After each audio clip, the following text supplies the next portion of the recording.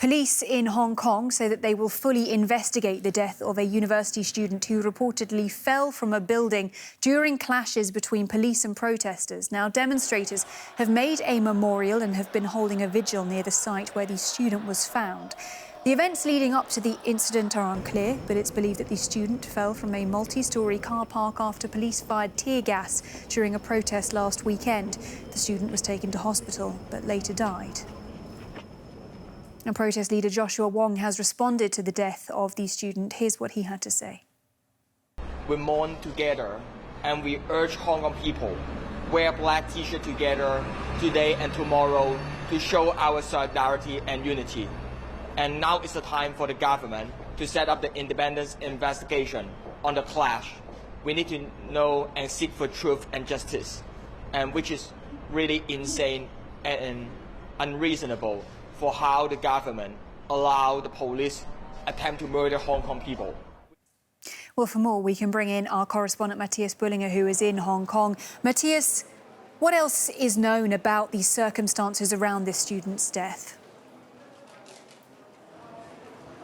Well, this is pretty much what we know. He fell from this parking garage where I am now. Behind me, people are laying down flowers at the spot where he fell. We cannot see them because they're blocked by the other journalists now. People are leaving messages here. He fell from there, and outside of this building there were clashes between the police and protesters. Tear gas was fired this night. There were rumors that he was fleeing from the tear gas. There were also rumors that police was inside this garage chasing him inside, and he subsequently fell.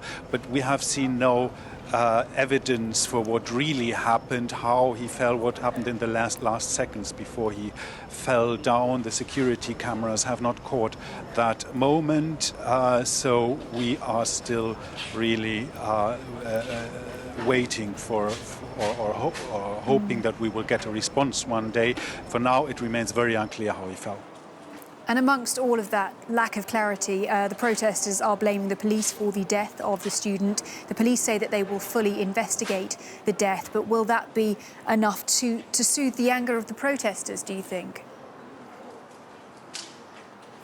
Well, we have just heard Joshua Wong saying that an independent investigation is needed now. This is one of the demands of the protesters. The police have already adjusted their version of what happened that night, of when the police was inside and when it was outside of this parking garage after being confronted with footage that proved their earlier version wrong. This is, of course, not contributing to confidence in the police's investigation, and this is at the heart of the problem.